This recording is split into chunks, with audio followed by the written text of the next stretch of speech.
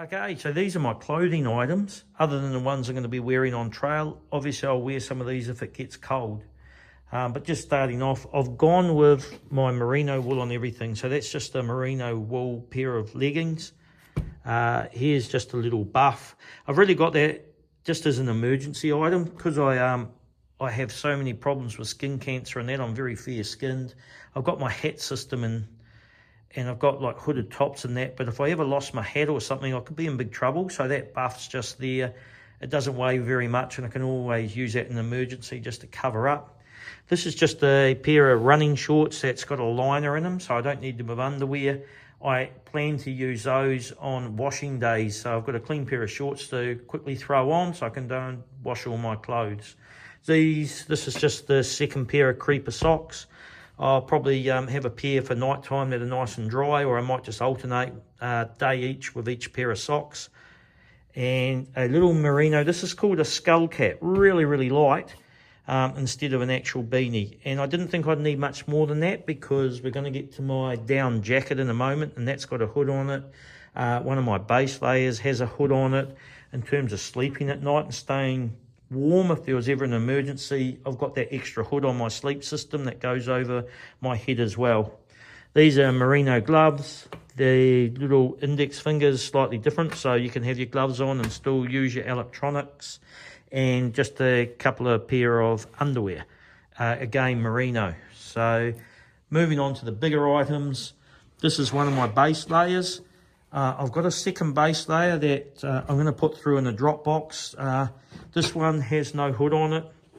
And all this merino, everything here that I've ordered other than the creeper socks, all this merino stuff has come from this place called IO Merino in Australia. And they were really brilliant. When I actually placed my clothing order, they messaged me a few days later and said, we actually had a sale and you ordered from the men's section of the website. If you had gone to the sales section, you would have saved $35. And a few days later, they credited $35 into my bank account. So not often you get good, honest businesses like that. So shout out to IO Merino. And I'll put a link to all the suppliers I've used for my gear selection. So if people are interested, they know where to go to get it. Again, just for sun, if it's cold weather and then the sun comes out, I've got the long sleeves on this base layer and the thumb hole there to protect my hands from the sun as well. And then I've got a basic mid layer. Again, I haven't gone with a hood on this because I think I've got hoods everywhere, but just a bit of a thicker base layer, long sleeves, merino wool. Then I'm going to my down jacket. So I've got the Mac Pack. As you can see, that comes yet again with another hood.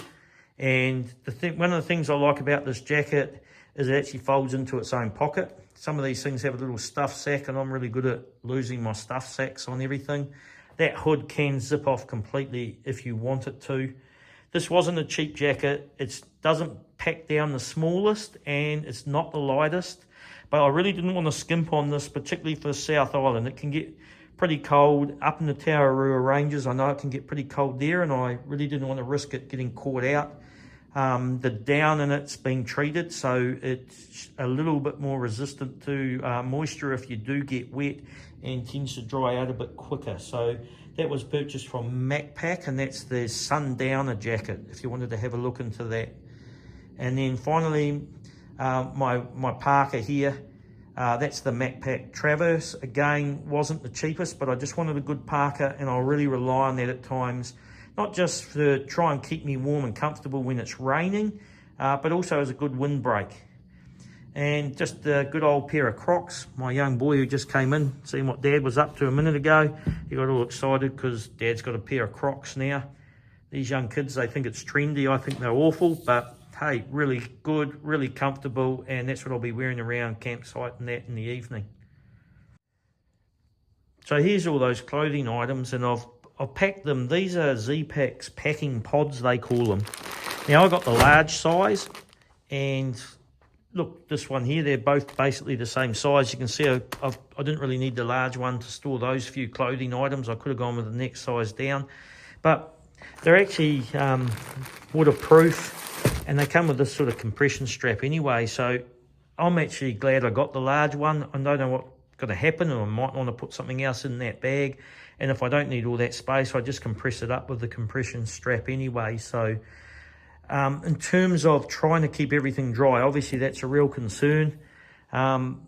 With my Durston Gear Kakwa 55 pack, Dan Durston always said with this pack that he's double stitched everything for strength, but because he's double stitched everything, he can't really put a seam seal on all the joins. So he says he doesn't claim this pack is waterproof. He says a little will get in. And on my training walks in the rain, yeah, a little bit did get in, but not a lot, but it pretty much performed exactly as Dan Durston said it would. But I've also gone with this big pack liner, the Z-Packs pack liner. It just goes all the way down to the bottom. So that was my theory. Everything that needs to stay dry, just put it in one big dry bag. But this is an extra layer of security because these are waterproof as well. Same with the sleeping system that I showed you before. Really good. It compacts down. And this is my sleep system with these little compression things top and bottom. Excuse me. And when you compress it, this just pushes the air out here. It's like a one-way valve, so it enables you to compact it down really small. So that's a dry bag as well. So all my clothes and my sleeping system stay dry. Okay, just on to hygiene and sanitaries. Probably the biggie, really. Biggest concern is just filtering water so you can stay hydrated and healthy on the trail. Look, I ended up going with the VersaFlow, Hydro Blue VersaFlow. I saw a few people using it. Most of those people can get these from the USA. Apparently there was a supplier in Australia, so I looked them up, and out of the whole of Australia, the supplier for that product was 20 minutes down the road from my house in Queensland. So really lucky. They're called Aussie Storm Shop, and a lovely little family business, and they do way more than water filter systems. They've got a lot of lightweight camping gear in there as well. So I'll put a link to those guys, and if you're in New Zealand or Australia and you want some of these products, look them up, because lovely couple that run it, and they'll just flick it straight out to you in the mail. I've got the 2 litre, I've heard this pronounced C-Knock and Canuck, but just the 2 litre bag, so I can do my filtering. Really robust and strong. Apparently you can stand on this and it won't burst. Not going to try it. A little carabiner at the top, so I can actually hang this up. And one of the things I really like about the VersaFlow is I don't have to force the water through the filter. This actually attaches on the bottom here, and then you can gravity feed it, and then you just get one of those pump bottles or those plastic bottles you get from a supermarket or a corner store. If it gets dirty, throw it out, get another one, and that just screws on to the other end of the filter, and it'll just gravity feed straight in. Sanitary, obviously the toilet paper in between here, just some hand sanitizer, and I've got a little lightweight shovel. So obviously if you get caught out and there's no bathroom facilities, make sure you dig your little cat hole first. I know nobody enjoys it. I know it's not pleasant, but there's nothing worse than being out hiking and stumbling across messy hikers with toilet paper and that above the ground. It's pretty disgusting. So certainly make sure you dig your holes. I am taking some deodorant. We'll see. I'm pretty sure I'll still have it at the end of the trail, but I know a lot of people, they just put up with the smell. I don't know how. This is my hiking towel. I'll use that to wipe condensation out of the tent and so forth, and just dry myself. I did have a better one, more of a microfiber one that I liked a lot more, but I just can't find it, so that might get swapped out. I've also got these lightweight towels, and they came from Z-Packs as well, so I've got a few of those just to try them out. I'll show you when I get to the cooking system. I'm going to use one just to wipe out the pot net for cooking. Just onto the dental hygiene. I've grabbed a bamboo toothbrush, my toothpastes, some floss and some pixters, and earplugs. I think they're pretty important, really. If you want to get a good night's sleep, get used to sleeping with earplugs, or don't moan about the person snoring next to you. And I have thrown in a little pair of nail clippers. I've just got a couple of little bars of soap. And over here, I've got some blister pads and just some normal sticking plasters. And my wife, she's a nurse, and she insisted on a compression bandage, and probably very wise. And just in terms of creams and ointments, this is for athlete's foot. This is called Clawsig, which are normally put in your eyes to get conjunctivitis, but it's really good if you get an infection anywhere. It just tends to clear it up, so I wanted to bring some of that. I'm trying to cover up rather than use sunscreen, but I've got a little thing of sunscreen as well, some Blistex for my lips, and this is pawpaw cream. I just find that's a good all-round ointment. If you get a bit of rash or something, or even a little bit of an infection, pawpaw cream just works in so many different ways. And then just medication, just the real bare bone basics, some Panadol, some anti-inflammatories, some anti-nausea tablets, so just in case I did get some bad water and started to get an upset stomach and I needed to keep moving, hopefully those would help, and also some Disprins. So for cooking, I've just gone with a jet boil stash. A lot of people looking at cooking, they don't think some of the jet boils are any good. This is a little adjuster here for the flame temperature, but they think, you know, it's really designed to boil water really quickly for your outback dehydrated meals, and that's definitely the case. We'll see how this goes on trail and how much access I have to the dehydrated food, and also will I get sick of the dehydrated food. This is a little towel that I said I was going to use with my cooker. That's sold by Z-Packs. Some people use them to dry themselves and wipe out condensation as well. And just in terms, I'm just going to be eating everything with a spork, but I do have this little Swiss knife that's got a little knife on it, a little nail file on there, and there is also a little pair of scissors which will be good just for opening food and stuff. That's why I wanted a pair of nail clippers. Some people say you use the scissors to trim your nails, but I didn't really fancy trimming my toenails with the same bit of equipment I'm going to use to prepare my food with. In terms of packing, the little stash as well, that's a little lid, and you can see inside that lid, there's a little knife I use to prep the food.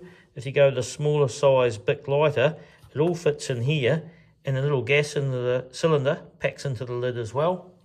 And then it all just tucks in. Pop your handle up, and there's your whole cooking system in one little self-contained pot. Really good. Okay, almost through everything now. So this is just a few miscellaneous items. These are little tips that go on the end of my Lecky poles. They're the Lecky tips. There's different brands, but I've heard that the Lecky ones last the longest, and they just stop that clicking noise if you're walking along on your road walks. That can be a little bit annoying, and just saves, I think it's a carbide tip on the end of your poles. You really want that for grip when you're out in the tracks. A little notepad and a pen. I've got a little business that I've got to keep it operating while I'm hiking and need to do invoicing and that, so that's really, really handy just to be able to jot things down. Tent repair kit, and also my Thermarest repair kit, and some tenacious tape, which I think is really handy for lots of general repairs. This is just a safety item. A lot of people get the little blankets, the safety blankets. This is actually a bivvy, comes in this little bag here. It's actually got a whistle on it, and there's some tinder in there as well if you want to try and get a fire started. You know, if anything happened to the tent or anything went wrong, I can get my sleeping system, I can climb completely in that bag, and it'll keep everything dry. Just some little items. I've got a few little carabiners here. Could come in handy. Just in case a buckle broke, I've got a spare buckle, and just some little safety clips there. You know, if I want to dry a pair of socks while I'm hiking or something, I can sort of pin them onto the side of the pack and do it. This is just an Apple AirTag, so I can find things if they go missing, or somebody decides to take off with my pack, or I rock up at the airport and the airline says my pack's not there. This is just the little Z-Packs. That's just a repair kit with some thread, and there's I suppose a bent needle that's part of that little pack. Up here, that's actually my spork. Should have shown you that with my cooking kit. And these little round Velcro buttons, if you like, they just go on my shoes, and that's for those Good Feet store plantar fasciitis inserts that I put into my shoes. Okay, so just getting into the last few items. This is the Z-Packs lightweight umbrella. Some people would deem this a luxury item, and I understand why, but As I said, I've had a lot of trouble with skin cancers. I've had 6 treatments this year already for skin cancers, so not really a luxury item for me. I've got to keep that sun off me as much as I can. I've got this little foam pad, doesn't weigh very much. Look, it might stay, might go. I just strap that onto the top of the pack. I think it's just nice to have something to sit on and re-level my sleeping system if I'm on slightly uneven ground or something like that. Boost up my pillow height, comes in pretty handy. Look, I've got to have my reading glasses. I can hardly see anything these days, so that's a definite necessity. And this is a little, we call it a bum bag. I know over in the USA, Z-Packs here, I think they call them fanny packs. I actually found I really need that just for some of those little items that I'm going to grab all the time. So one thing I did find on this Kakwa 55, it comes with these little side pockets down here, just on the hip belt. And, I was trying to put my cell phone in that for easy access. But when I actually wrap it tightly around my hips to, support the pack weight correctly just above my hip line, I found I was trying to bend my phone and I couldn't get some stuff in those pockets. So I think they're more suited for muesli bars and the like. And I've also got, I got the little thermometer, the teardrop zip thermometer. I suppose, the amount of times you get up and go hiking and, it's really cold, you put your clothes on and 15, 20 minutes later, you're stopping, you're taking your pack off and you're taking layers of clothes off. At least if I'm hiking and I'm really comfortable in what I'm wearing, I can glance at that, see what the temperature is. And next day when I get up, I can look at the forecast, see what the temperature is going to be. And I've probably got a good idea of what clothing I want to wear that day on the trail. So we'll move on now. I'll just show you some items that I'd deem minor consumables, and then we'll get on to my base weight. So these are what I deem the minor consumables.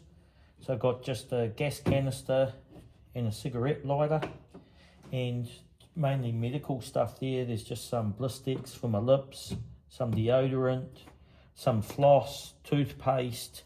This is just pore cream, which is good as a lubricant or for any sores. We've got some stuff for athlete's foot. This is Chlorcig, which is good if you get an infection somewhere. A little bit of sun cream. We've got some small bars of soap. This is plasters and blister kits. And these are just all our sort of Panadols and our anti-inflammatories, anti-nausea type tablets. Okay, so we're getting to the end of this now, and we'll get in, and I've weighed everything so I know what my base weight is. So obviously we just looked at those minor consumables, and those minor consumables actually weighed 475 grams, so almost half a kilogram, so it's quite surprising. I will say this whole process, I haven't hiked for about 20 years since I was young, and it was quite overwhelming. Like, there's a lot of changes in equipment, obviously, over 20 years, and it's brilliant. Like, the sleeping pads are so much more comfortable. Everything's getting that much lighter, which is absolutely brilliant.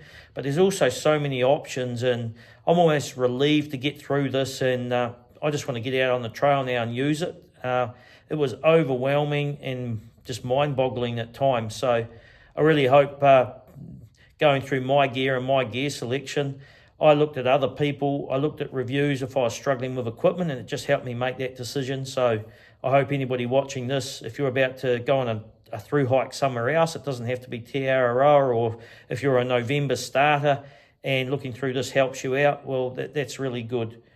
My base weight in the end, certainly not lightweight, but I came in at 8.4 kilograms. There's a lot of items that I had to take out to get to 8.4. And I'm pretty comfortable with that. I've been doing my training with a 13 kilograms on my pack. So, that was really, I had 8 kilograms in my head. I don't know why, but to be at 8.4, I'm not very much over what my target base weight was, and I should be able to carry that comfortably on the trail. So, looking forward to it. Day after tomorrow, I fly out. I'll do a little update as I fly over. I'm doing some river safety training.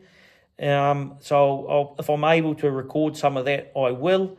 And then basically heading up to Cape Reinga. So I will be starting on the 9th of October.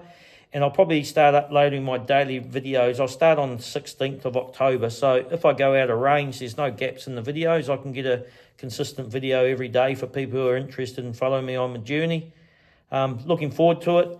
If anybody's got any questions, just throw them in the comments. I'll do my best to help you out, but certainly I'm a bit of a novice at this. It's been a long time, and look forward to getting over there and meeting everybody on the trail. See ya.